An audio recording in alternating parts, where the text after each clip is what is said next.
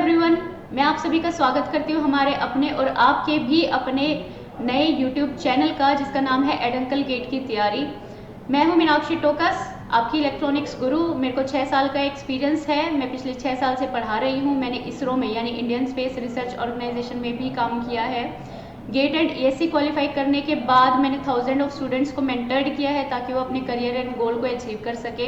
और मैं आज आपके सामने लेकर आ रही हूँ इलेक्ट्रॉनिक्स एंड कम्युनिकेशन इंजीनियरिंग का एक इम्पॉर्टेंट सब्जेक्ट जो है इलेक्ट्रोमैग्नेटिक फील्ड थ्योरी यानी कि EMT।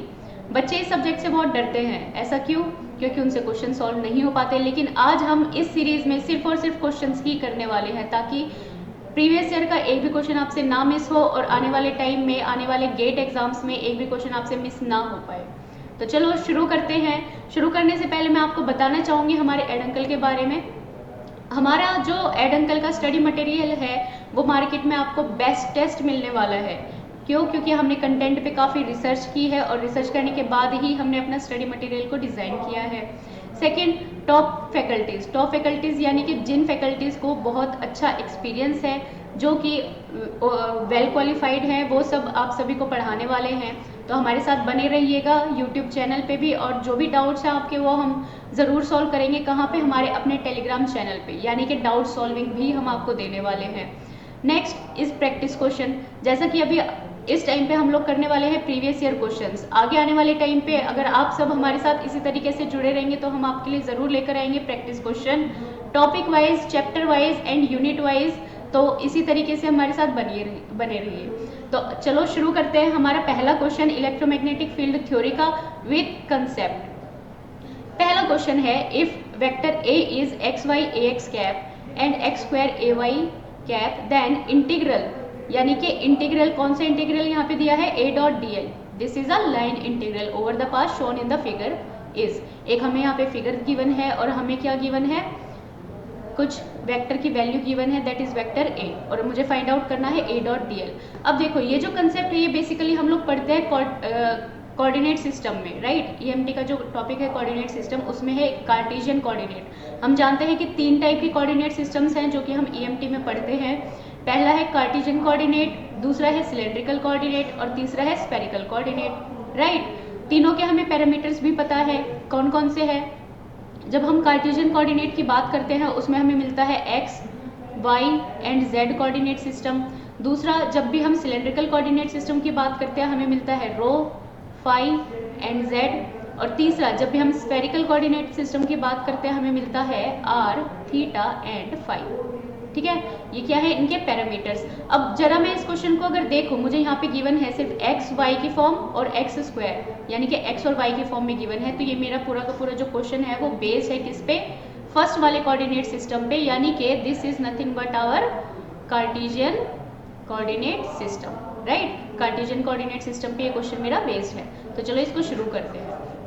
अब देखो, कार्टेशियन कोऑर्डिनेट सिस्टम में जब भी हम लोग लाइन इंटीग्रल को सॉल्व करते हैं तो हमें 2 चीज़ें पता होनी चाहिए। पहली क्या? कि डिफरेंशियल लेंथ क्या होगी। ठीक है, डिफरेंशियल लेंथ क्या होती है? dx into ax cap plus dy into ay cap and plus dz into az cap, right. ये किस फॉर्म में? हमारे वेक्टर के फॉर्म में है। सिमिलरली अगर मान लो मुझे सरफेस फाइंड आउट करना है, उसकी भी ट्रिक मैं आपको नेक्स्ट वाले क्वेश्चन में बताने वाली हूँ, तो मेरे साथ बने रहिए। तो dl ये हो गया। अब यहाँ पे मुझे एक वेक्टर गिवन है, वेक्टर A। क्या गिवन है? x y ax cap plus x square and ay cap, और जो z का जो कंपोनेंट है वो यहाँ पे क्या गिवन है? 0 गिवन है, राइट, 0 गिवन है। अब मुझे यहाँ पे एक फिगर गिवन है, उस फिगर को ही मुझे एनालाइज करके मुझे A.dl का इंटीग्रल फाइंड आउट करना है। कैसे मैं इसको एनालाइज करूँगी? अगर मान लो मैं यहाँ पे A.dl को सिर्फ फाइंड आउट करूँ और फिर उसके बाद में इसका इंटीग्रेशन करना है। ठीक है, सिर्फ ये वाली वैल्यू मुझे पहले फाइंड आउट करनी है। कैसे हो जाएगा? इन दोनों को मल्टीप्लाई करेंगे। कौन सा मल्टीप्लाई? डॉट।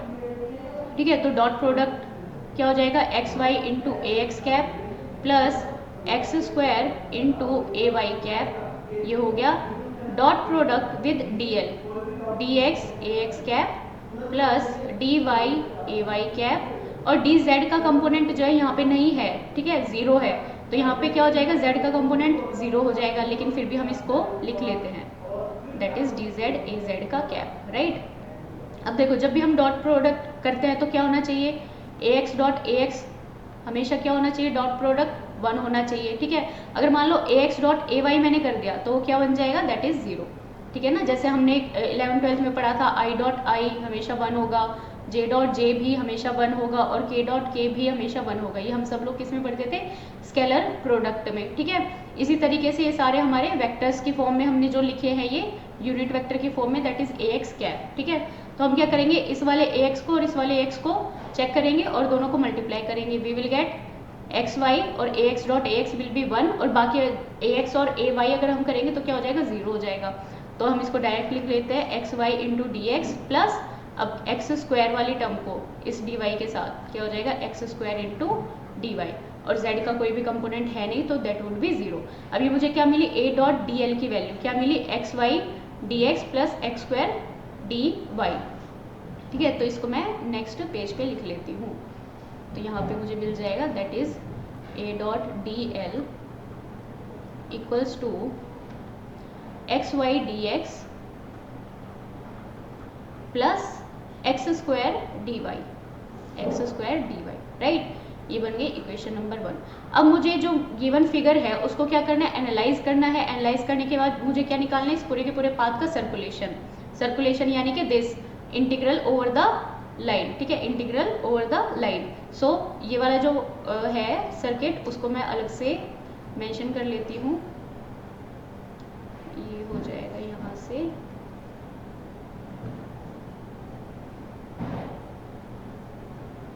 यहाँ पे, ठीक है।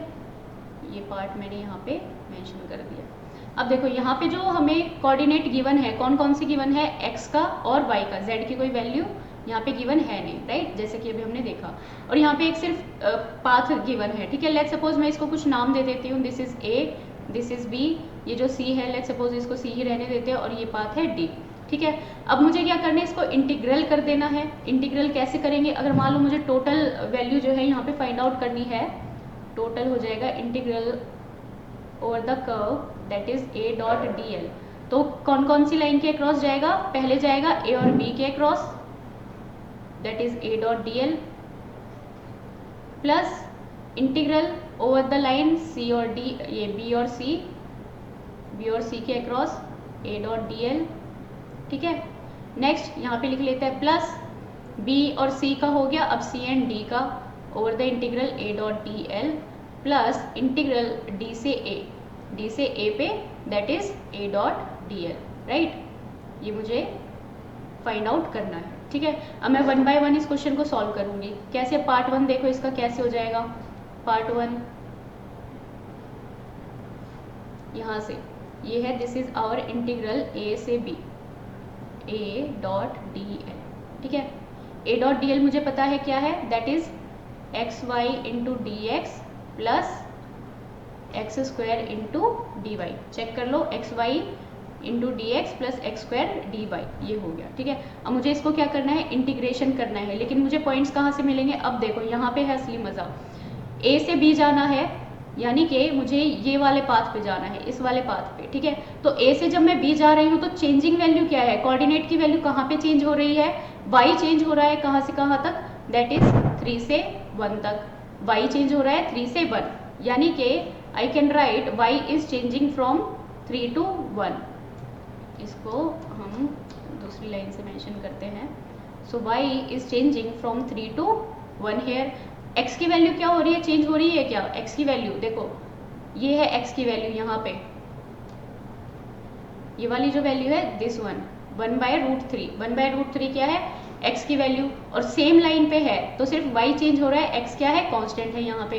तो x की वैल्यू क्या है, बेसिकली 1/√3, यानी कि जब x की वैल्यू को मैंने 1/√3 पे फिक्स किया है, y की वैल्यू वहाँ पे चेंज हो रही है कब से कब, 3 से 1 पे, ठीक है। ये हो गया। अब dx अगर मुझे फाइंड आउट करना है तो what is dx, that is the differentiation, और डिफरेंशिएशन ऑफ x, और x की वैल्यू क्या है 1/√3, वो क्या है, कांस्टेंट है।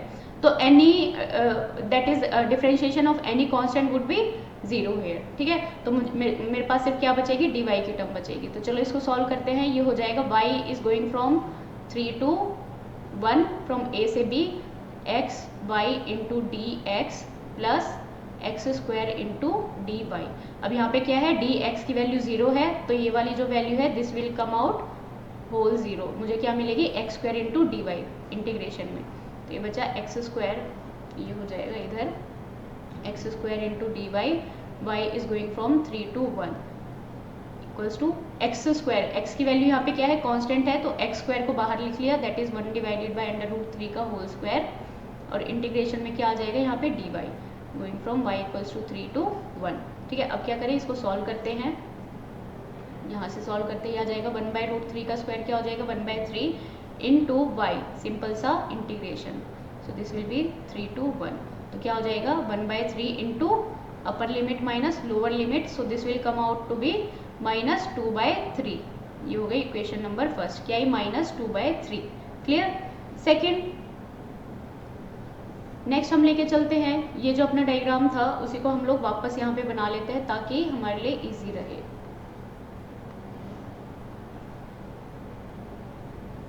ये यहाँ पे ये आ गया अपने पास, ये हमारा डायग्राम। क्लियर। अब मुझे इंटीग्रेशन कौन सा पता चल गया, ए से भी तो पता चल गया यहाँ से, ये वाली पॉइंट पे। ठीक है, ए बी, ये हो गया सी और ये हो गया डी। अब मुझे नेक्स्ट क्या फाइंड आउट करना है, बी से सी। बी से सी क्या फाइंड आउट करना है, ए डॉट डी एल, ये फाइंड आउट करो। अब जैसे ही ये वाला कर्व आया, ये वाली जो लाइन है, ये वाला आया पाथ, तो क्या वैल्यू है जो कांस्टेंट है यहाँ पे। अब देखो ये वाली जो वैल्यू है, तो कांस्टेंट क्या है, y की वैल्यू। y की वैल्यू क्या है, कांस्टेंट, जो कि है 1 पे।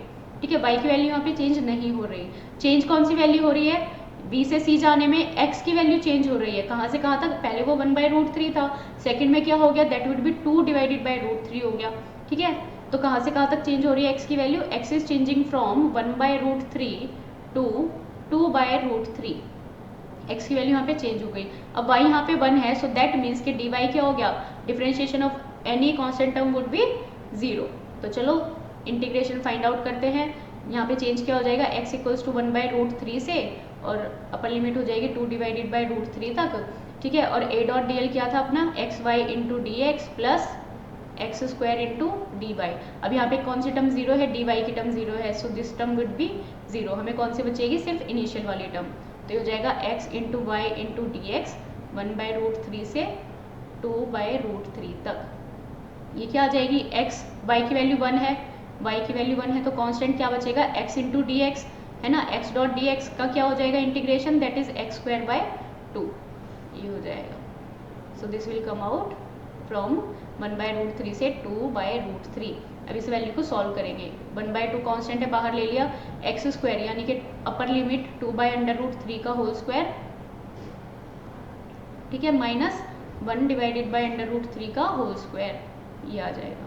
सो दिस विल बी 1/2 इंटू, यहाँ पे क्या हो जाएगा 2 डिवाइडेड बाय √3 यानी कि 4/3 माइनस 1/√3 हो जाएगा, इसका स्क्वायर 1/3 ये हो जाएगा। तो इसको सॉल्व करते हैं।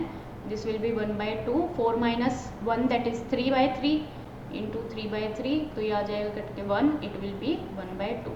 तो ये हो गई बी सी की value. So this will be our second part, right, this will be our second part. Next third part के लिए निकालते हैं, इसी में देख लो थर्ड पार्ट, या फिर इसको हम लोग सेपरेटली ले लेते हैं, सेपरेट आ जाएगा इधर से।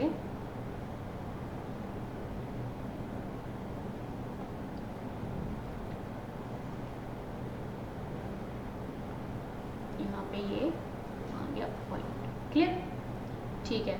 अब ये था अपना A B C and D. अब बी से सी फाइंड आउट कर लिया, सिमिलरली सी से डी निकालो फटाफट से। ये तो अब सिंपल हो गया बहुत ही, ठीक है।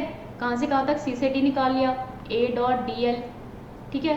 तो ए डॉट डी एल, अब सी से डी जाने में देखो क्या चीज़ कांस्टेंट है, कांस्टेंट क्या है यहाँ पे, सी से डी इस तरीके से जा रहा है, ठीक है, वर्टिकली। तो कांस्टेंट टर्म कौन सी हो जाएगी, एक्स यहाँ पे कांस्टेंट है, यानी कि x इक्वल्स टू 2/√3 पे वैल्यू कांस्टेंट है, उसी पे वो जो है एक स्ट्रेट पाथ बना रहा है। और चेंज क्या हो रही है, y की वैल्यू चेंज हो रही है, कहाँ से कहाँ तक, 1 से लेके 3 तक। So it will come out integral from y equals to 1 to 3, x की वैल्यू कांस्टेंट हो जाएगी, will get x Y into D x plus x square into D y, ठीक है। x की वैल्यू यहाँ पे कांस्टेंट है, तो dx क्या हो गया डायरेक्टली 0। अभी बताया क्या, differentiation of any constant term would be 0। So this term will be 0। मुझे क्या बचेगा यहाँ पे x square into D Y going from y equals to 1 to 3। अब x की वैल्यू यहाँ पे क्या है, कांस्टेंट है, बाहर ले लो, और x की वैल्यू क्या है 2 डिवाइडेड बाई रूट 3, ये हो जाएगा स्क्वायर, बचेगा क्या सिर्फ y, यानी कि integral of d y y equals to 1 to 3। बस सिंपल, सॉल्व कर लो। 2/3 का स्क्वायर क्या आ जाएगा, 2/√3 का स्क्वायर दैट इज 4/3, क्लियर, 2 2 जा 4 और √3 का 3 बच जाएगा, और यहाँ पे बचा y गोइंग फ्रॉम 1 to 3। बस सॉल्व कर दो। 3 - 1 अपर लिमिट माइनस लोअर लिमिट, तो क्या हो जाएगा 2, सो इट विल कम आउट 8/3। ये हो गई वैल्यू नंबर 3, क्लियर। अब तो बस सिंपल ही है, क्या बचा है, सिर्फ लास्ट वाला पॉइंट बचा है, कहाँ से कहाँ तक, डी से लेके ए तक, कहाँ से कहाँ तक, डी से ए तक। तो इसको भी सॉल्व करते हैं बढ़िया तरीके से।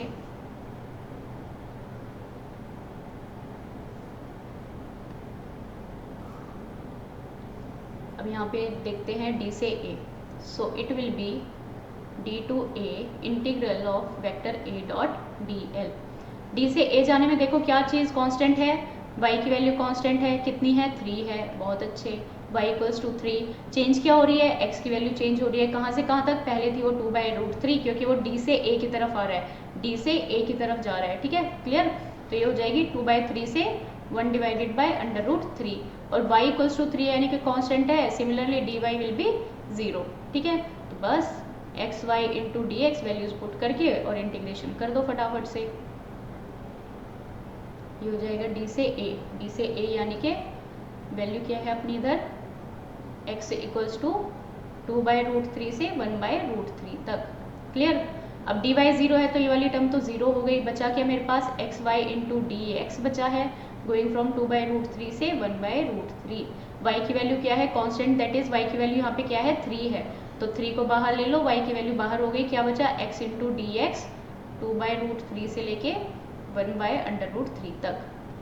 ये हो जाएगा 3 इंटू एक्स स्क्वायर बाय 2, ठीक है। ये हो जाएगी इसकी इंटीग्रेशन 2/√3 से 1 डिवाइडेड बाई √3 तक, तो 2 को बाहर ले लो, it will be 3/2 into x square यानी कि 1 बाय अपर लिमिट रखो 1/√3 स्क्वायर माइनस 2 डिवाइडेड बाई √3 का whole square, so this will be 3/2 into 1/3 minus 4/3, क्या आ जाएगा -1, ये हो जाएगा -3/2 हियर। तो ये आ जाएगी इसकी 4th वैल्यू, राइट, ये आ गई 4th वैल्यू। बस अब हमें क्या करना है, सबको ऐड कर देना है, ऐड करना है यानी कि क्या,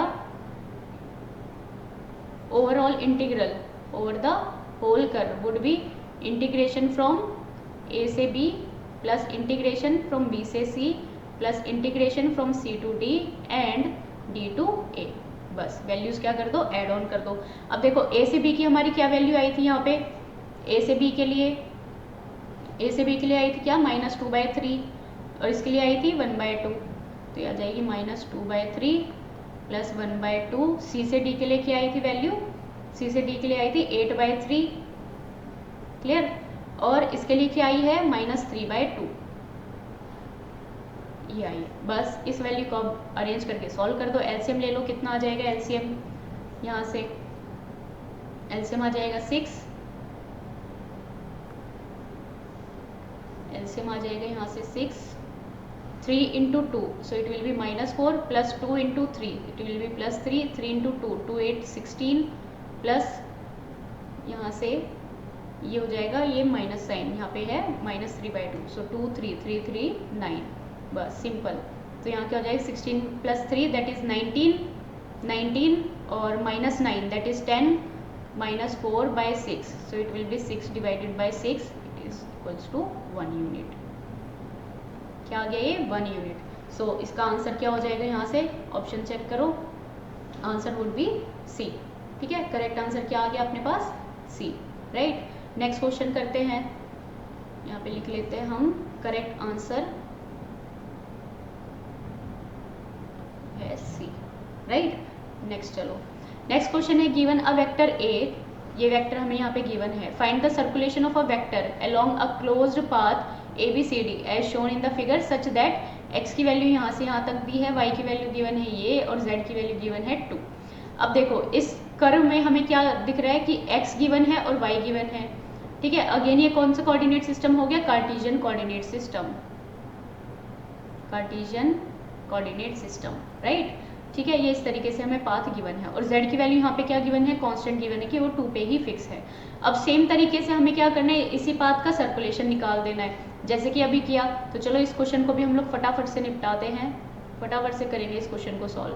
क्या करेंगे, सबसे पहले क्या फाइंड आउट करना है, देखो find the circulation of vector ए। जैसे अभी बताया क्या निकालना है, वेक्टर ए है और उसका सर्कुलेशन ओवर द कर्व यानी कि dl निकालना है मुझे पूरे के पूरे कर्व के लिए। क्या बन जाएगा, integration over the curve a से बी तक, ठीक है, क्या आ जाएगा a dot D L.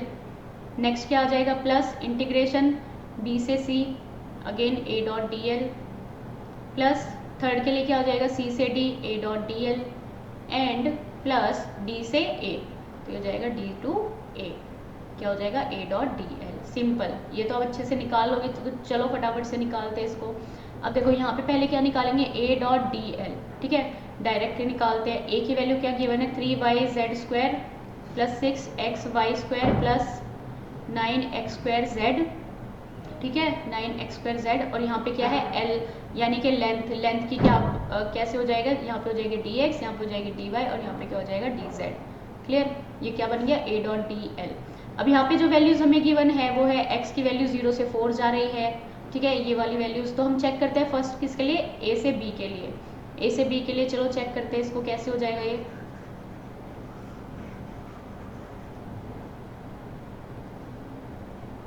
a से b, अब a से b में जब भी मुझे a dot D L find out करना है तो क्या चीज़ें कांस्टेंट होगी वो हमें देखना पड़ेगा।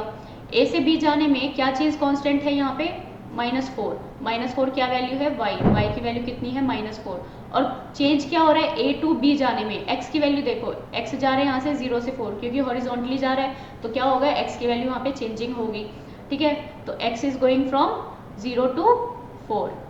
क्लियर, और y क्या है, y इक्वल्स टू -4 यानी कि कांस्टेंट है, तो इस केस में क्या हो जाएगा, dy इज 0, राइट। z की वैल्यू देखो 2 गिवन है, तो हमेशा क्या होगा, dz हमेशा ही 0 मुझे मिलने वाला है, dz क्या होगा, हमेशा ही 0। सो यहाँ पे पुट कर दो, this will B integral of 3yz² into dx plus 6xy² into dy और plus 9x² z into dz। Clear, अब dz तो हमेशा ही 0 होगा, तो ये वाली टर्म तो 0 हो गई, और क्या 0 है, dy वाली टर्म, यानी कि ये वाली टर्म भी क्या हो गई, अपनी 0 हो गई। बची क्या, सिर्फ फर्स्ट वाली टर्म, कहाँ से कहाँ तक, x इक्वल्स टू 0 से 4 तक, वैन y की वैल्यू क्या है, दैट इज -4 पे कांस्टेंट है, और z की वैल्यू भी क्या है, z की वैल्यू यहाँ पे क्या है, 2 फिक्स है।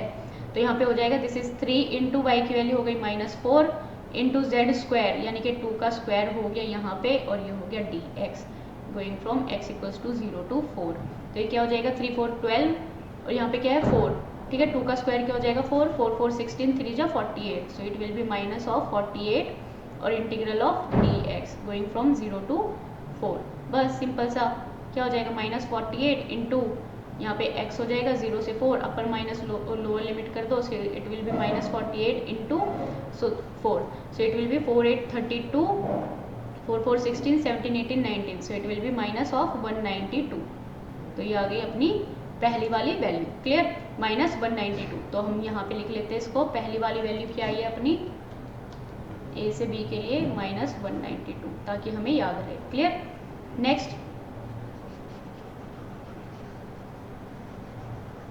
नेक्स्ट में सॉल्व करते हैं सेकंड वाले पाथ के लिए। सेकंड वाला पाथ क्या हो जाएगा, b से c। Now integral from b से c जाना है।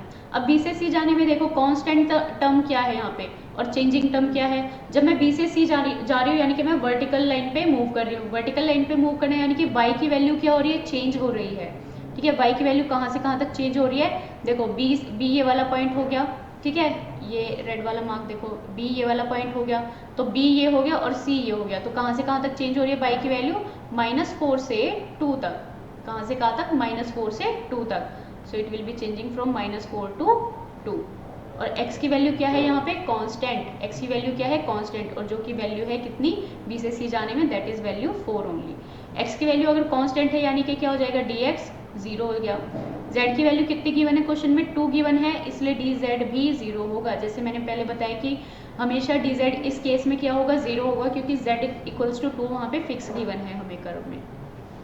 ठीक है, तो a.dl बस फाइंड आउट कर लो, क्या हो जाएगा, 3yz² into dx plus 6xy² into D Y और plus 9x² into d z. तो डी जेड वाली वैल्यू तो डायरेक्ट जीरो हो गई, और कौन सी वैल्यू जीरो होगी यहाँ पे, डी एक्स की वैल्यू जीरो होगी, सो दैट मीन्स ये वाली टर्म भी जीरो हो गई, मेरे पास सिर्फ बचती है ये वाली term. So it will come out 6xy² into D Y, और कौन कौन सी value, y is going from -4 to 2 और x की वैल्यू क्या है 4 ओनली।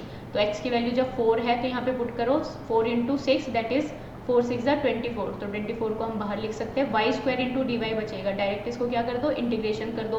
क्या होती है y² y to the power n की अगर मुझे इंटीग्रल करना है तो ये हो जाएगी y to the power n+1 divided by n+1 ऐसे होते हैं, ठीक है। तो n यहाँ पे 2 है तो क्या मिल जाएगा मुझे, y³ डिवाइडेड बाय 3, तो मैं 3 को यहाँ पे मैंने बाहर लिख लिया, और यहाँ पे क्या लगानी है, लिमिट्स लगानी, -4 to 2।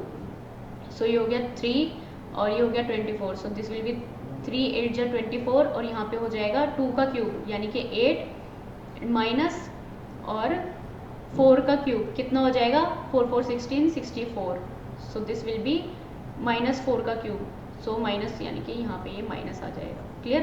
तो ये हो जाएगा 8 इंटू 8 प्लस 64 कितना हो गया, 8 4 12, 6 और 1 7 इंटू 8 कितना हो जाएगा, 8 2 16, 7 8 56 और 1 1 57, सो it will come out 576 here, क्या आ जाएगा 576 वैल्यू, राइट, क्लियर। तो सेकंड वैल्यू भी यहाँ पे लिख लो, कितनी आई है 576, क्लियर।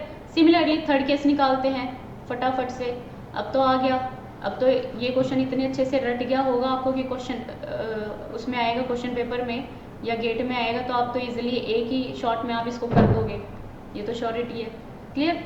नेक्स्ट निकालते सी से डी, इंटीग्रल सी से डी क्या हो जाएगा, a.dl।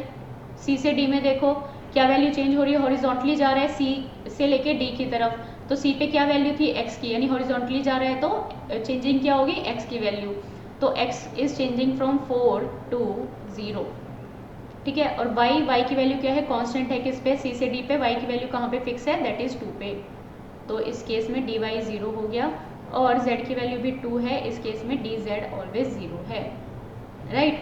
बस सिंपल सा रख दो, 3yz² into D x plus 6xy² into D y plus 9x² into d z 0 obviously ये 0, d y 0 yes it is 0, x की वैल्यू चेंज हो रही है कहाँ से, 4 से लेके 0 तक, तो सिर्फ ये वाली वैल्यू हमें बचेगी। तो वैल्यूज पुट कर दो, 3y की वैल्यू क्या है 2 और z की वैल्यू भी क्या है 2, सो हो गया 3 इंटू 2 इंटू 2 का स्क्वायर यानी कि 4 4 2 8 8 3 जा 24, राइट, 2 2 जा 4 4 2 जा 8 8 3 24, तो 24 को हमने बाहर लिख लिया, इसको हम रफ करके अच्छे से मेंशन कर देते हैं, तो हो जाएगा 24 इंटू इंटीग्रल x यहाँ पे है नहीं, सो it will B x only, क्योंकि x की वैल्यू यहाँ पे कुछ है नहीं, सो 4 to 0, तो ये क्या हो जाएगी 24 into upper limit minus lower limit, so 24 into this, so 4 4 16, 4 to 8 और 1 1 9, सो इट विल कम आउट -96, ये आ गई अपनी थर्ड वाली वैल्यू। लास्ट वाली वैल्यू देखते हैं, लास्ट वाली वैल्यू क्या आएगी, लास्ट में बचा है इंटीग्रल फ्रॉम डी टू ए, इसको रब करते हैं, ये है डी से लेके ए तक, क्लियर, डी से ए, हाँ, तो ये हो जाएगा a.dl यहाँ से, ठीक है।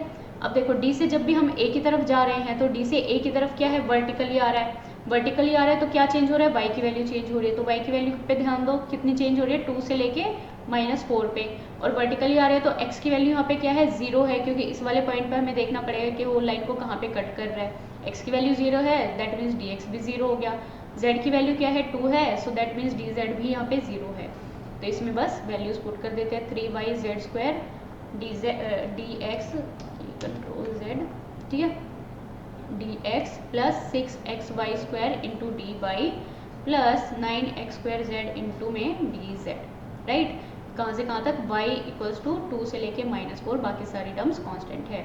0 क्या है यहाँ पे, dx वाली वैल्यू ये वाली टर्म 0 है और dz वाली टर्म 0 है, बचा क्या 6x² इंटू डी वाई, तो 6xy² into D y, y की वैल्यू चेंज हो रही है 2 से लेके -4 में, तो अब वैल्यूज पुट कर दो, x की वैल्यू तो डायरेक्ट 0 गिवन है, तो ये वैल्यू टोटल ही 0 होगी, तो ये वाला जो इंटीग्रल है क्या है, 0 है, राइट। ठीक है, अब मुझे क्या फाइंड आउट करना है यहाँ से, इन सब का सम, बस सिंपल, तो अब तो निकाल ही लोगे। सो सर्कुलेशन ओवर द पाथ और over the curve would B -192 plus 576 plus of -96 and plus of 0। बस इसको कैलकुलेट कर लेते हैं हम फटाफट से using calculator, using our calculator. ये आ जाएगी अपने पास कितनी, 288, 288। So correct answer is D. Correct answer इसका क्या हो जाएगा, option number D is the correct answer. Clear. तो ये था किसका, सर्कुलेशन का कार्टेशियन कोऑर्डिनेट में। आगे चलते हैं, आगे के क्वेश्चंस देखते हैं। नेक्स्ट क्वेश्चन, ये भी कुछ इसी तरीके का क्वेश्चन है। अब ये वाला जो क्वेश्चन है मैं आपको दूंगी होमवर्क में, क्यों, क्योंकि अभी तक के हमने 2 क्वेश्चन देख लिए हैं इसी पैटर्न पे बेस्ड। ठीक है, सर्कुलेशन है, कौन से कोऑर्डिनेट सिस्टम पे है, ये कार्टेशियन कोऑर्डिनेट सिस्टम पे है। ठीक है, सेम पाथ है, यहाँ पे क्या है देखो, x और y यहाँ पे गिवन है, यहाँ पे गिवन है, तो इसको क्या लेना है, x लेना है, इसको y लेना है, और ये वाला x है, ये वाला y है। अब देखो इस केस में क्या करना है हमें, x की जो भी वैल्यू है ये चेंज हो रही है, दैट इज 0 से जब भी हम a जा रहे हैं तो 0 पे कौन से कोऑर्डिनेट है, 0,0, a पे कौन से कोऑर्डिनेट है, 1,0। ठीक है, तो x की वैल्यू चेंज हो रही है यहाँ पे, कहाँ से कहाँ तक, 0 to 1, और y की वैल्यू क्या है यहाँ पे, 0 फिक्स है। Clear.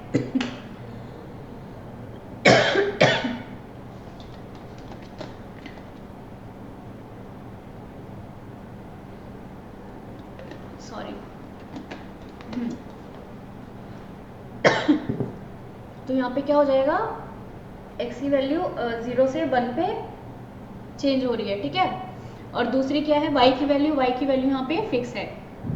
So it will come out to be, एक सेकेंड,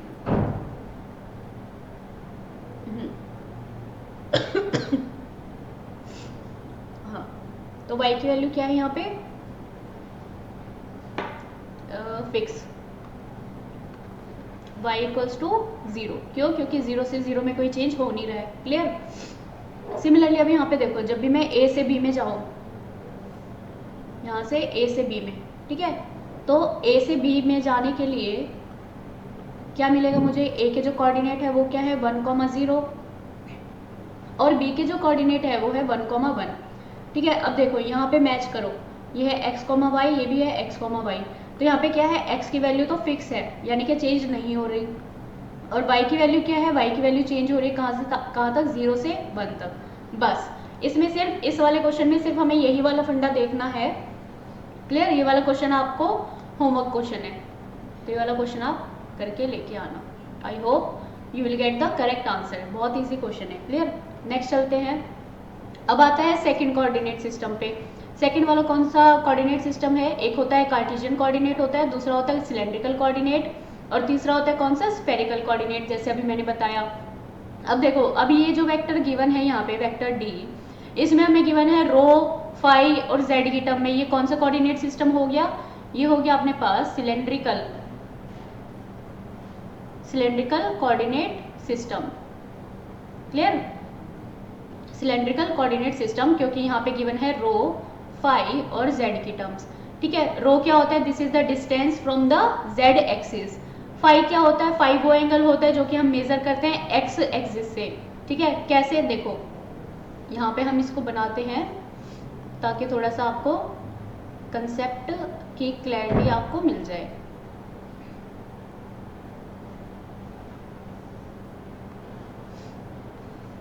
ये एक मैंने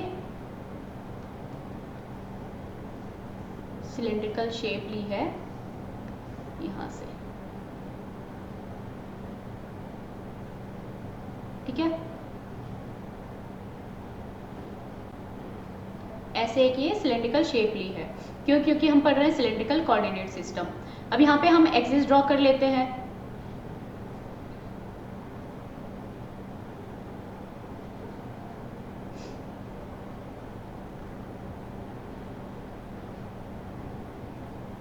इस तरीके से, अब ये वाला एक्सिस मैं इस तरीके से क्यों ले रही हूँ, ये मैं ओरिजिन पे क्यों नहीं बना रही हूँ, उसका भी देखो रीजन। उसका रीजन ये है कि इस क्वेश्चन में मुझे कुछ कोऑर्डिनेट्स मेंशन है, ठीक है। पहला है रो की वैल्यू। रो क्या है, this is the angle. Let's suppose पहले एक्सिस मेंशन कर लेते हैं, this is our x axis, this is y, और ये वाला जो है this is our z axis. Clear. और ये वाला जो पॉइंट है, ये वाला मैंने क्या लिया है, दिस इज आवर ओरिजिन। अब यहाँ पे मुझे मेंशन है क्वेश्चन में कि एक वेक्टर डी गिवन है, मुझे इवेल्युएट करना है d dot d s over the entire region defined by this this this, यानी कि यहाँ पे रो, फाई और जेड की कुछ ना कुछ लिमिट्स गिवन है। तो यहाँ पे क्या करना है, देखो रो जो होता है, रो जो डिस्टेंस है वो है, it is measured from the z axis, यानी कि जेड एक्सिस से जब भी कोई भी डिस्टेंस ऐसे मेजर करते हैं उसको हम बोलते हैं रो, ठीक है। जेड तो खुद ही एक जो है लेंथ की फॉर्म में है, डिस्टेंस के फॉर्म में, तो जेड तो सेम रहता है कार्टेशियन में भी और सिलेंड्रिकल में भी। नेक्स्ट है फाई।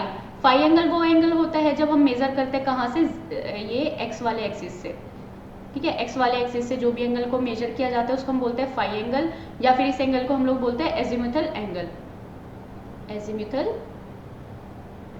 एंगल, ठीक है। क्लियर, इसको बोलते हैं हम लोग एजिमुथल एंगल, राइट। ये हो गई। अब हमें यहाँ पे क्वेश्चन में एक वेक्टर फॉर्म गिवन है, दैट इज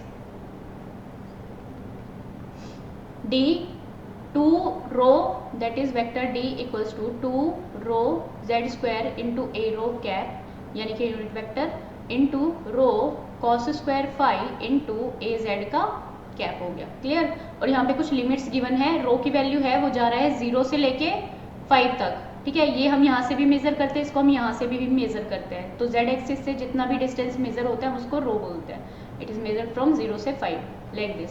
सिमिलरली यहाँ पे जो लिमिट्स गिवन है जेड की वो है -1 से +1, तो इसलिए मैंने ओरिजिन को यहाँ पे बनाया ताकि वो इक्वल डिस्टेंस हमें मिल सके। तो ये वाला जो पॉइंट होगा, लेट्स सपोज यहाँ पे है अपना -1, और जो ऊपर वाला जो जेड एक्सिस का जो भी पॉइंट है, let's suppose this is our +1। यहाँ पे ये हो जाएगा आपका इधर इस वाले पॉइंट पे this is our +1, right. For z axis rho के लिए ये वाली वैल्यू 0 है, जेड के लिए ये वाली वैल्यू 1 है, ठीक है। क्लियर। तो ये हो गया अपना ए जेड कैप। अब मुझे क्या करना है, मुझे सिमिलरली जैसे हमने लेंथ के लिए निकाला था सर्कुलेशन, वैसे मुझे सरफेस के लिए भी निकालना है।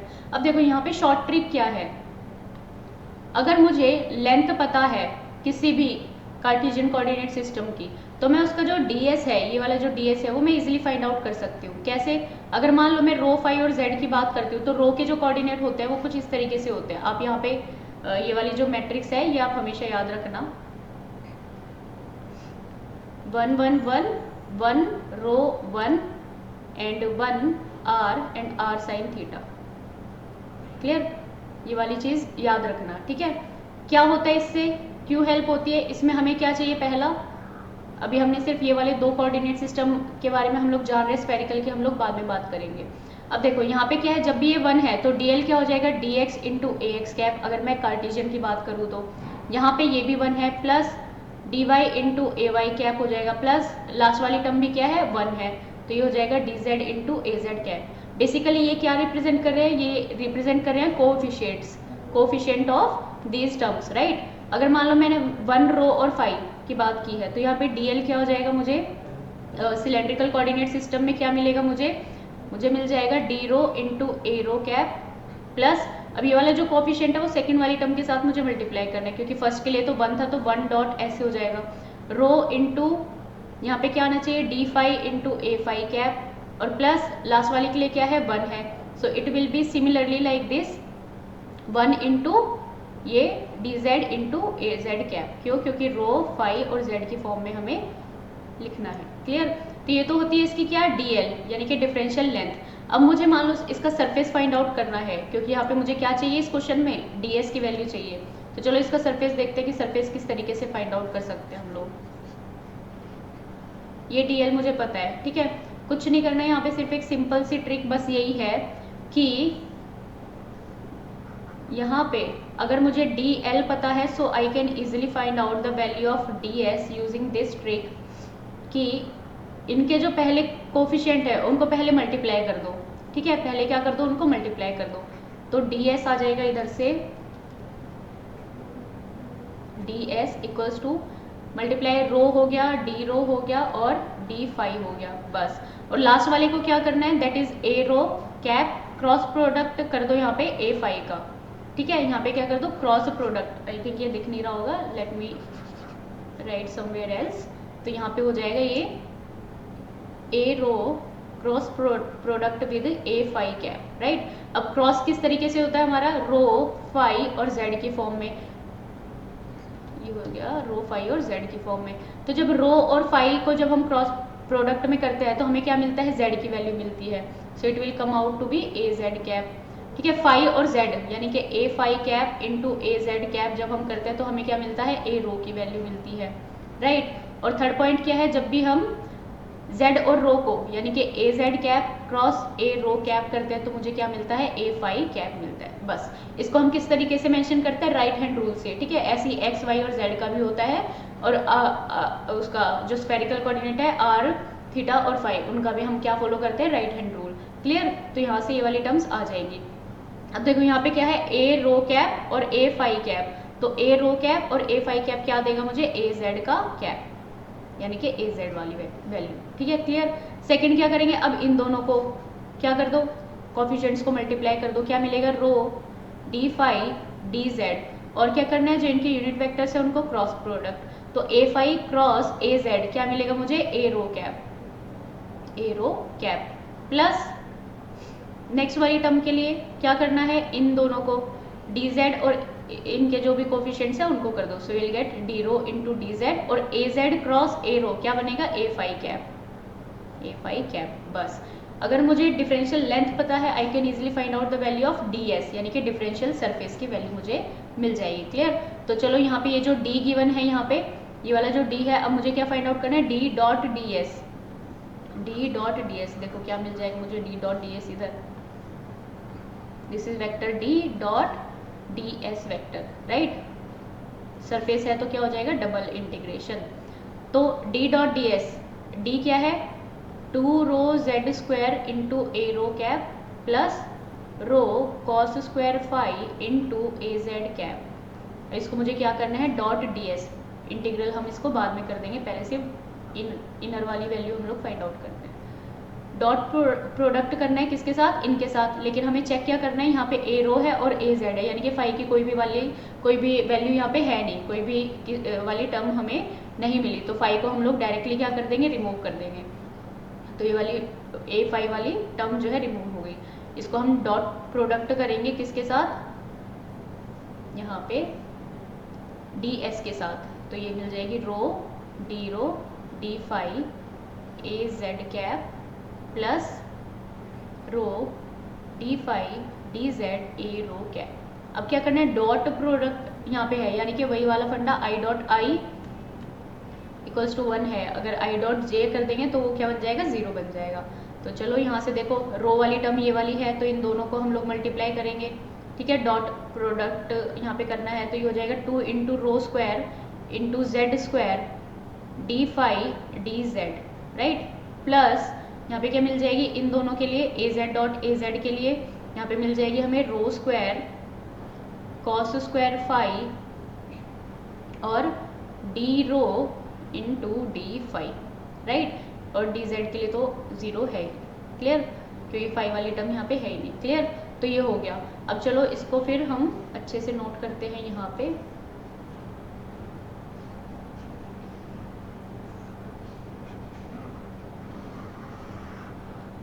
ये मिल गया मुझे d dot d s, d dot d s, ये हो जाएगा, क्लियर।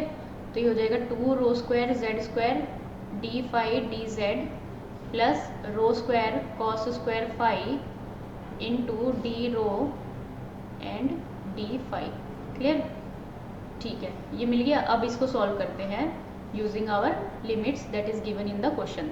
अब मान लो, अब मैंने अपर वाला सरफेस लिया है, कौन सा, दैट इज +1 वाला, एट z इक्वल्स टू +1, ठीक है, z इक्वल्स टू +1, तो डी जेड क्या हो जाएगा यहाँ पे 0 क्योंकि कांस्टेंट है। रो की वैल्यू कहाँ से कहाँ तक चेंज हो रही है, 0 से लेके फाई तक, ठीक है, 0 से लेके फाई तक, और 0 से 5 हो गई, और 5 तो गिवन है कहाँ से कहाँ तक, 0 से 2 पाई। क्लियर, क्योंकि सरफेस इंटीग्रल है तो चलो इसको फाइंड आउट करते हैं। तो ये हो जाएगा यहाँ पे डबल इंटीग्रेशन, तो it will come out to be double integration, यानी कि रो इक्वल्स टू 0 से लेके 5 और 5 इक्वल्स टू 0 से लेके 2 पाई। z की वैल्यू 1 है तो dz 0 हो गया, तो ये वाली टर्म तो पूरी की पूरी 0 हो जाएगी, बचेगी सिर्फ ये वाली टर्म। सो ये हो जाएगा rho square cos square 5 into d rho and d 5, right.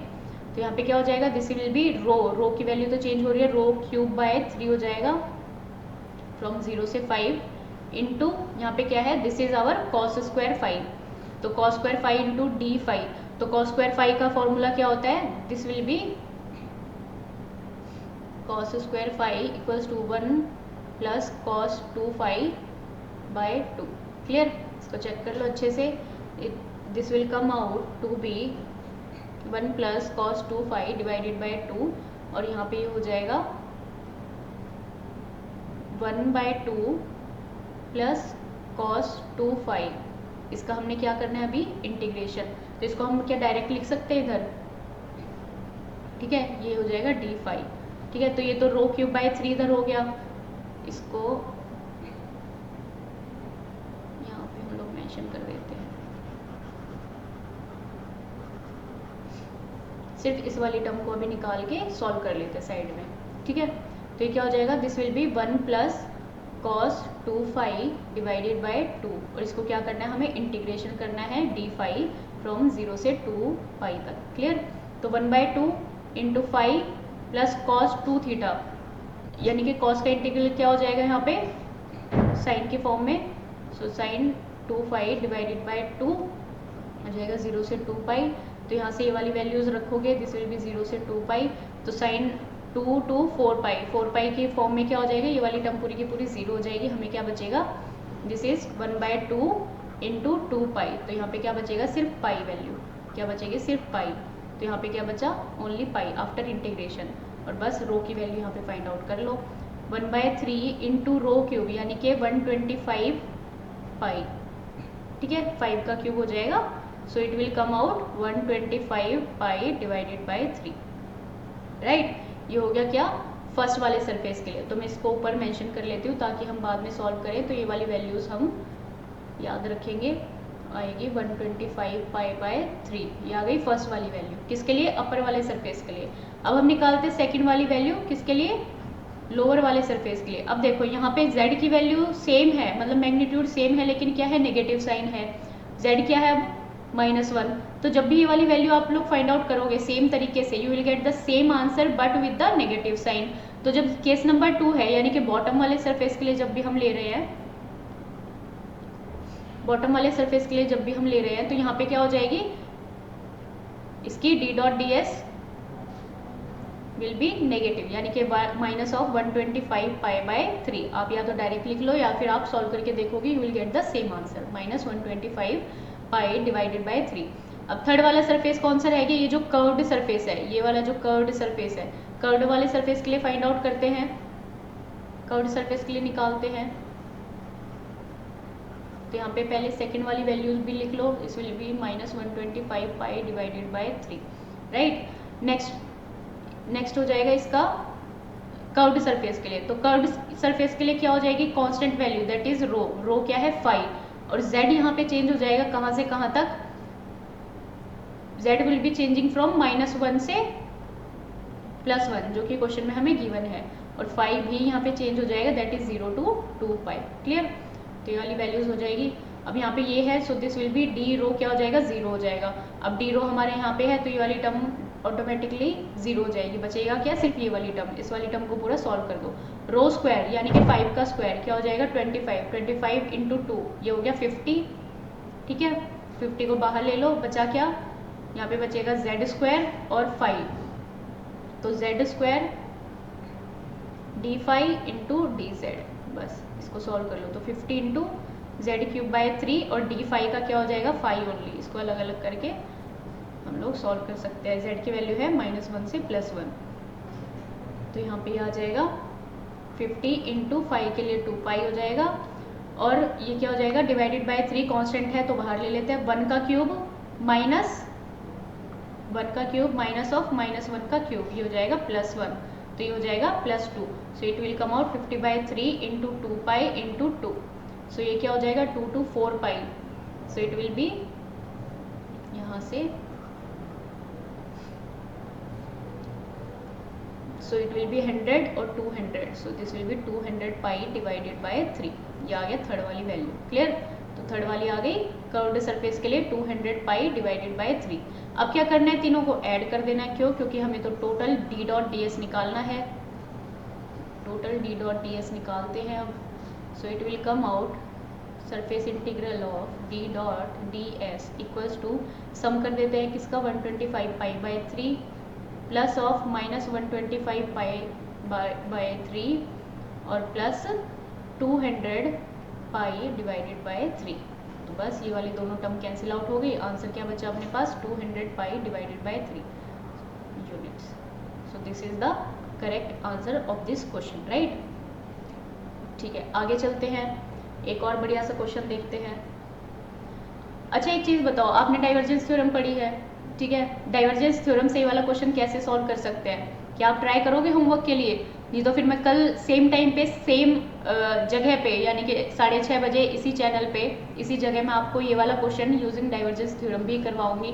क्योंकि डाइवर्जेंस थ्योरम हो गई, स्टोक्स थ्योरम हो गई, उनका बेसिकली काम यही है कि ये जो बड़े सारे क्वेश्चंस है ना, जिसको हम पहले एक पाथ, फिर 2 पाथ, फिर 3 पाथ, जितने भी हमें पाथ गिवन होते हैं क्वेश्चन में, इतना ज़्यादा जो है लेंदी जो है कन्वेंशनल वे में हमें सॉल्व ना करना पड़े, इसलिए हम लोग जो है यूज़ करते हैं कौन कौन सी theorem, divergence theorem and Stokes theorem. ठीक है, इसी क्वेश्चन को डाइवर्जेंस थ्योरम के थ्रू कैसे सॉल्व करेंगे वो हम देखेंगे कल शाम 6:30 बजे मेरे साथ। आगे देखते हैं कौन सा क्वेश्चन है। अब सिंपल सा क्वेश्चन है किस पे, मैक्सवेल्स पे, मैक्सवेल इक्वेशन। क्वेश्चन है for static electric and magnetic field in homogeneous source free medium which of the following represents the correct form of Maxwell equation. Maxwell equation क्या कहती है, देखो पहली है इंटीग्रल फॉर्म और दूसरी क्या है इसकी, divergence form.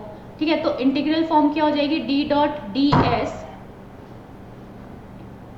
Equals to integral of rho v into d v, यानी कि सरफेस टू वॉल्यूम जब भी हम जा रहे हैं, ये क्या है, this will be our Gauss law. ठीक है, कौन सा लॉ होता है, गॉस लॉ। और इसी की जो है मैक्सवेल इक्वेशन क्या बनती है, डेल, इसको क्या बोलते हैं, del operator, del dot d equals to rho v, right. Second क्या है अपने पास, सेकंड जो इक्वेशन है वो क्या है, integral of E dot D l, integral of E dot D L.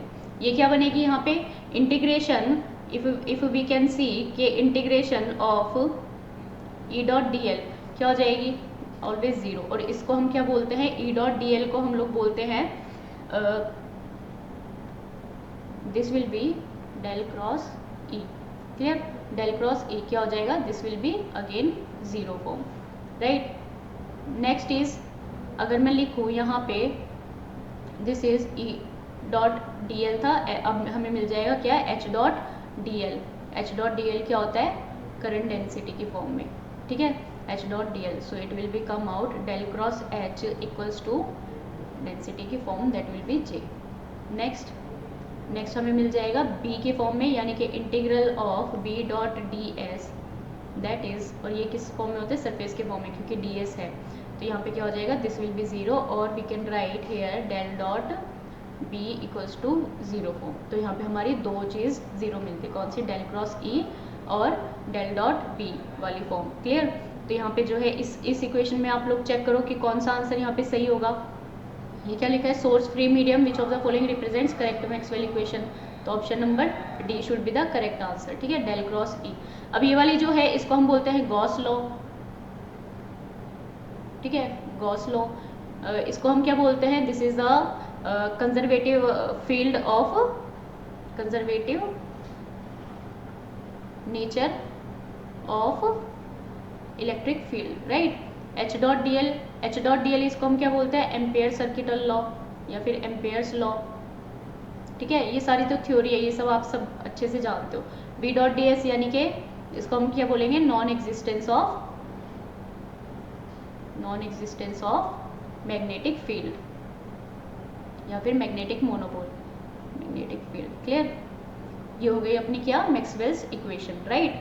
तो चलो आज के लिए बस इतना ही। कल हम सेम जगह यानी कि हमारे अपने यूट्यूब चैनल पे हम लोग मिलने वाले हैं रोज शाम 6:30 बजे इलेक्ट्रोमैग्नेटिक थ्योरी के बहुत ही ज़बरदस्त वाले क्वेश्चन लेके, जैसे हमने आज प्रैक्टिस किए बेसिक से लेके बिल्कुल हाई लेवल तक। ठीक है, तो सारी चीज़ें हम लोग अच्छे से पढ़ेंगे। हमारे साथ जुड़िए, हमारा चैनल सब्सक्राइब कीजिए। कोई भी डाउट हो आप मुझे पर्सनली टेलीग्राम पे मैसेज कीजिए, एडमिन्स को मैसेज कीजिए, आपके सारे के सारे डाउट्स हम तक पहुंचेंगे और हम एश्योर करते हैं कि आपका कोई भी डाउट नहीं छूटेगा एग्ज़ाम के लिए। तो गेट की तैयारी आज से ही, अभी से ही, और पूरे साल नेक्स्ट ईयर तक हम आपकी गेट की तैयारी करवाएंगे। तो हमारा चैनल लाइक कीजिए, शेयर कीजिए और सब्सक्राइब कीजिए। मिलते हैं कल शाम। Thank you.